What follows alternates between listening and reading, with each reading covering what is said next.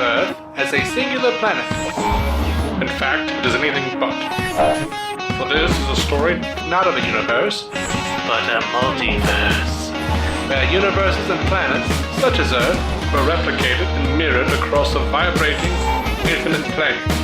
Some barely different from the next. Others drastically so. This is DC On Screen. Every week, Dave and Jason talk about the multiverse of DC properties on film and television. But be warned, if it's been officially released, you can expect they'll spoil it. Welcome into DC On Screen, episode 461. I'm your host, David C. Robertson. This is my co-host, Jason Goss. Hello. And this episode, we're going to be talking about the mid-season premiere, Trial of the Flash, Flash 410. And coming back from last time, the cops believe that... Should I say cops? Is that bad? Should it be police? Should it be more respectful? I don't know. It's hard to tell. In these times where we're all so anti-copper. Right. The element. Like after Black Lightning, I kind of want to go like, the pigs got Barry. You know? But they've caught Barry. It looks like he killed William Davoe. Obviously, he's being framed. And what did you think of this episode, man?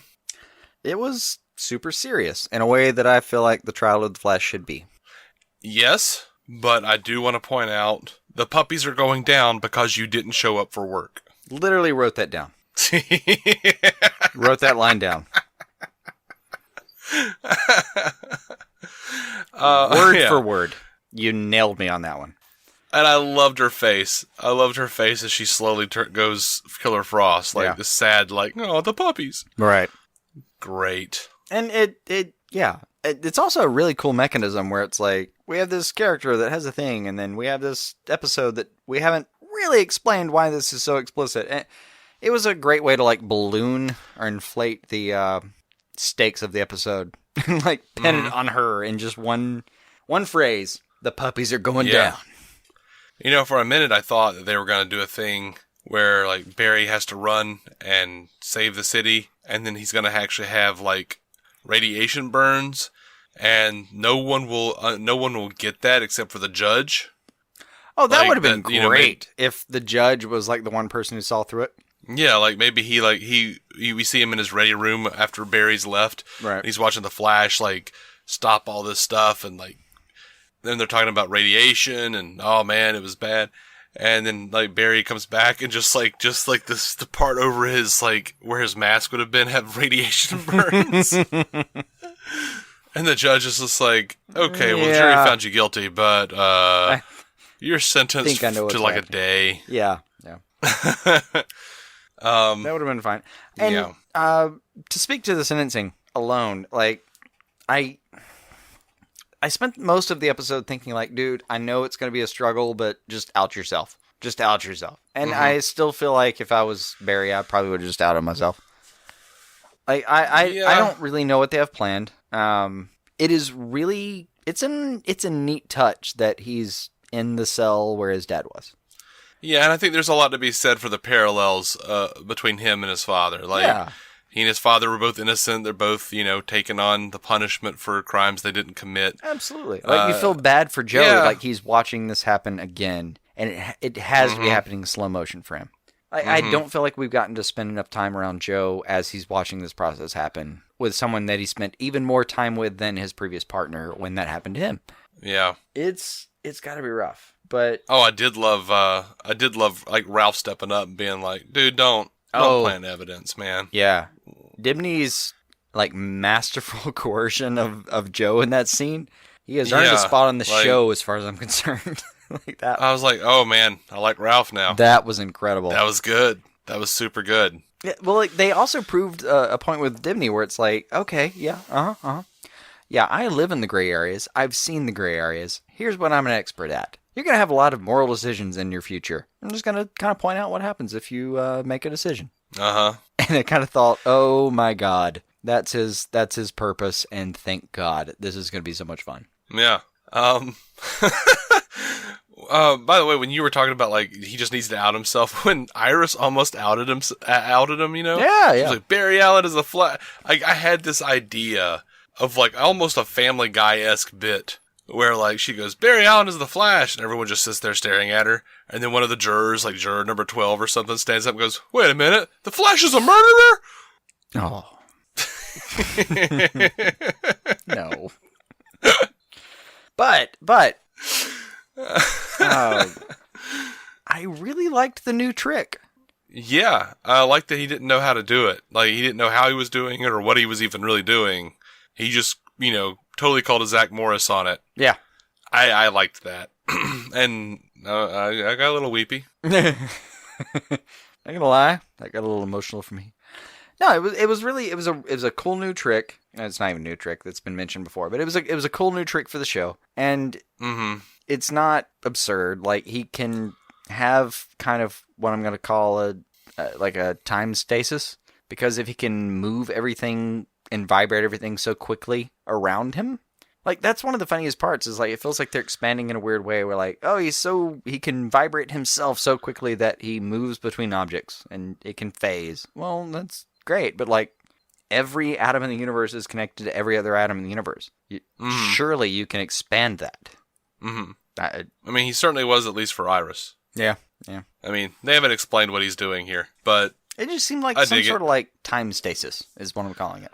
Yeah, or maybe he's just moving. They're just both moving faster than everybody else. Oh, I just assumed he was vibrating him, her, and kind of the field around them so quickly that they were existing in a completely different environment than everyone around them. Maybe so. It seemed like you were sort of suggesting that like he was actually altering the speed of everything around them as opposed to just being fast, making them fast. You know what I mean? That's what it sounded like you were saying to me.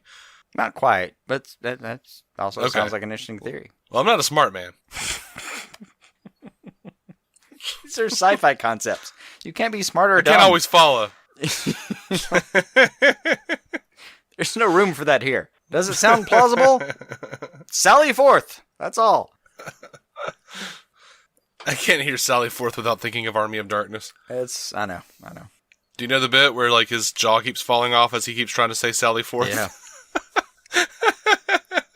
Yeah. Sally Forth. I watched it every October on Comedy Central on Saturday afternoon for a few years. Oh, the Ash vs. Evil Dead Season 3 trailer just dropped and it looks so great. But anyway, moving on. I'm behind a season. That's a whole different problem. Go ahead. Oh. Go ahead. That hurts. I know. Can I talk about Fallout? To the who? Oh, yeah, sure. Exactly. Fucking precisely. Like, this is a character that I feel so bad for this guy, but he's also going to go down as a no-name and nobody. Like, what is, like, Cisco just kind of like, Fallout, terrible power. Like, he has this moment where he's like, oh, great name, damn it. This guy's going to destroy me. I mean, he's a walking nuclear bomb. What are you going to do? Like, you remember when when we loved Gods and Monsters so much? I remember enjoying it, yeah.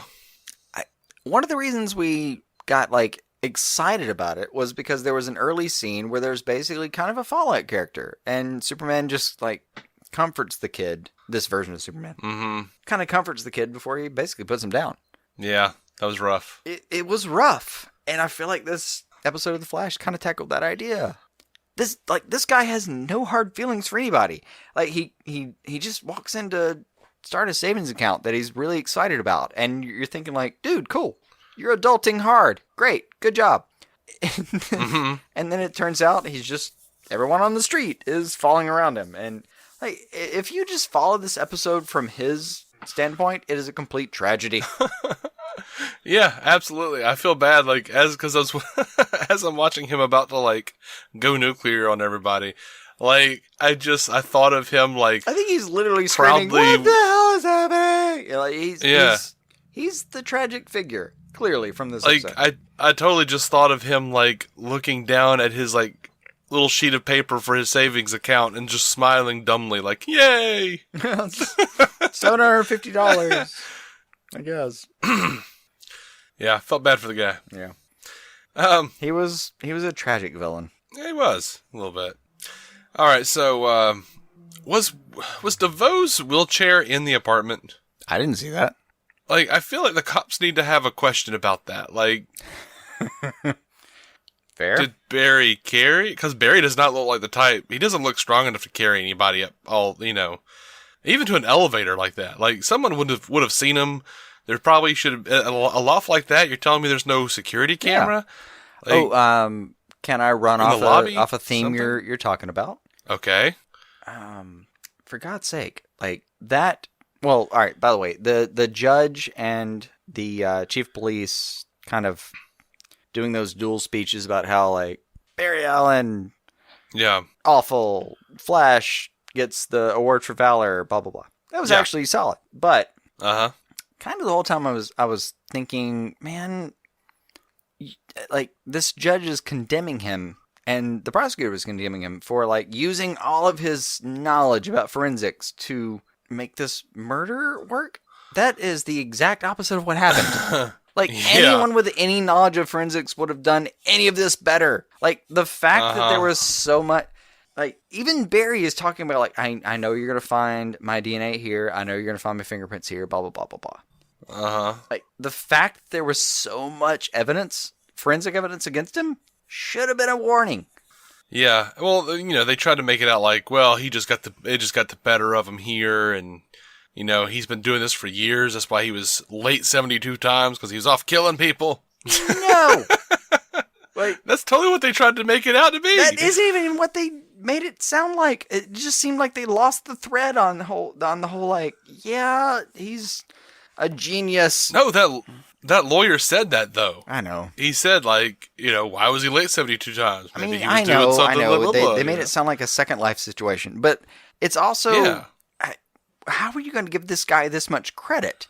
And especially the judge saying, like, I've never seen someone so unmoved. Someone who pretended to be on the public side, who clearly did blah, blah, blah, blah, blah. Like, what the hell, man? Like, you... Yeah, I felt like that judge was, like, making shit up. Like, I was just like... Dude, Barry Allen has sat there looking sad the entire episode. Like, he has been beside himself. Yeah, I know. Like, the point they were making was they were thinking that a normal person would be constantly, I don't know, like, making faces at the judge and making faces at his lawyer, like, defensively. So, that's, I think, the environment they were thinking would be the normal environment. Yeah. No! That's not how things work. Okay, that aside, it's just weird that like the lack of forensic evidence would have been really good proof that a forensic scientist did it. The opposite is, oh my god, clearly he didn't do it. There's no way he would have left this behind. Yeah. How, like, who in a crime lab would leave one of the, like, pieces of their wedding gifts at a murder? Yeah. It's very confusing. And the guy was like, he used a wedding gift. A wedding gift. What to a separate monster. a man from his wife. Yeah. I'm like, all right. I like the episode, though. I just there were some really annoying problems. No, it was fun, but like that's one of those premises where I'm a little annoyed by that one. Yeah. Sherman Smith on Facebook says the flat or Barry says if he's convicted he has to stay in jail. Why? Or no, sorry, what? That's not noble or right. That's just stupid. Well, he's got to, I don't know, do the Batman thing from Dark Knight. He's he's the villain, he's the hero that we deserve, but not the one we need right now, or whatever. Yeah. I mean, in this version of it, you got to trust your team. Yeah. And I can make an excuse for that. Like, I get it. It would have made sense for me if he'd just been like, I'm the Flash, that's why all this happens, blah, blah, blah, blah, blah. And it actually, I really liked the encounter later in the episode where he was talking to Davoe. New Davoe. Like, I liked him talking to him. I even liked how he reveals he had psychic powers, and Barry just kind of says, like, okay, well, let me just say this out loud. Like, that was a bunch of, like, saber-rattling... I think that was a compelling scene. I enjoyed that. But, I mean... Yeah. I like that Barry is willing to take on the punishment for the time being. I like that he wants to do it the right way. Because if he runs, there's no coming back from that. Nope. You don't look more guilty than you do if you run. And there's just no way you're coming back from that. So, And being in jail, he's right at least, about, like, everyone's got a target on his back and so forth. Yeah. Rick Story, Old Man Rick 68 over on Twitter says the trial of the Flash was great except for the moment Barry stops time with Iris in court. So convoluted they couldn't explain it. Yeah. He says apart from that, it was a pretty decent return. I liked that, as we said before, and I don't think it was so convoluted so convoluted they couldn't explain it. I think it's Barry doesn't know how he's doing it. I think they're just pushing forward with this idea of Barry's going to keep getting new powers because of all of his time in the Speed Force, and he doesn't completely explain it all yet because he doesn't know. Right. He doesn't even realize he's doing a lot of this stuff on instinct, and obviously trying to stop Iris from revealing his identity because he's like, we'll figure this out. I don't need everybody knowing who we are. Oh, yeah. I think that, caused something that he didn't even know he could do it. Yeah. There's plenty of room to play there. I wonder how much of the footage that he's watched, though, from when he came back, because he said some interesting stuff in there. Like, maybe he knows that, he obviously has an idea based on previous encounters with himself from the future, like talking about Davoe and what we used to defeat him. He knows he's going to get out. Mm-hmm. He knows that. Looking if he's seen any footage or all of the footage, or I don't know what he's seen, but, he had that line about, we're going to need more diapers. Well, that's one of the things that fascinated me most is... Sorry, hashtag tornado twins.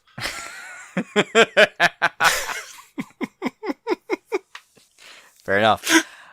That's one of the things that fascinated me most about this episode is he spent a lot of time being very calm and assured, but he clearly has some grasp of what might be coming.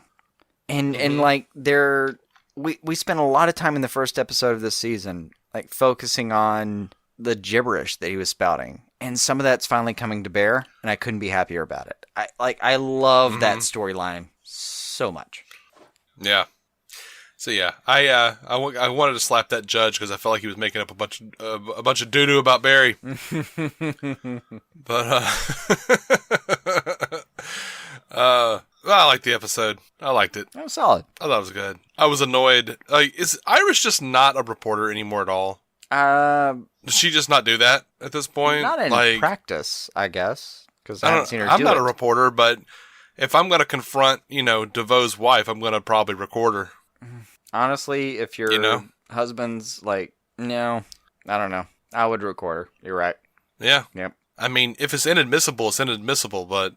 That wouldn't be inadmissible. You gotta try, right? She has no power. That would be admissible. Yeah, I would record her. Yeah, it's a huge flaw. Good catch. Good work. Yep. Yeah, but that lady's a great actress. She's actually really won me over. The way she's just snapped back to, villain Davoe. Mm-hmm. I like Davoe. Yeah. I think she did a great job. They're so proud they bring this photo in and she changes on the stand, and between her changing oh my gosh on the stand and her changing in the hallway, damn. I don't know her name. I have not learned her name, and I probably won't remember it, but dear God, she's good. Yeah, she's solid. I wouldn't be surprised if we saw her for real on something big at some point soon. Yep. She's good. I'm missing the dude that played Davoe, though. I know. I think he's way better than this other guy.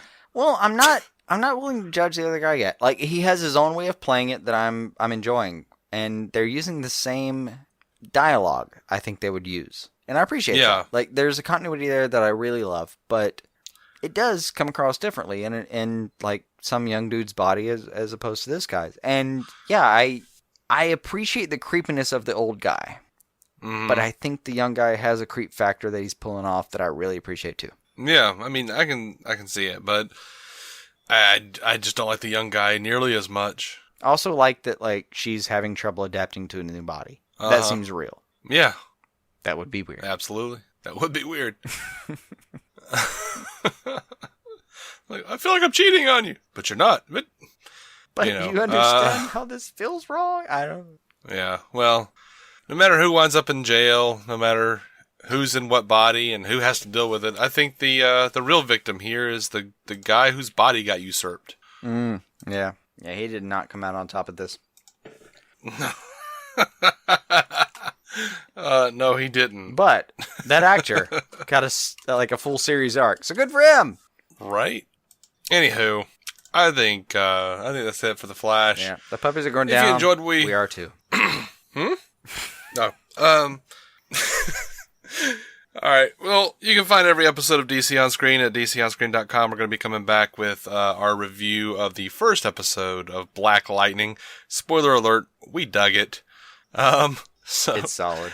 It's solid. We're going to rattle about that for a little while. And we also do our weekly news opinion episode, and that'll be coming out probably Tuesday. So every once in a while they'll pop out on Wednesday because we're just tired. We're tired old men. Anyway, thank you for listening. Hope you enjoyed it. We tweet at DC On Screen. Until next time, keep some DC on your screen.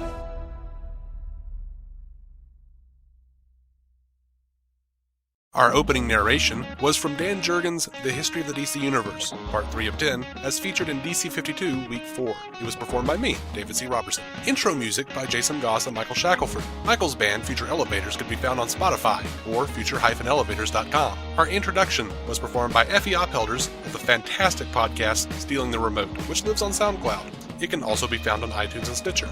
We are proudly in partnership with TV Time, the TV show calendar and social media site that lets you keep track of what you're watching, what your friends are watching, and where you all left off. DC On Screen is a maladjusted production. Visit maladjusted.tv for more from me and Jason, including sketch comedy, an improvised web series, vlogs, parodies, and more.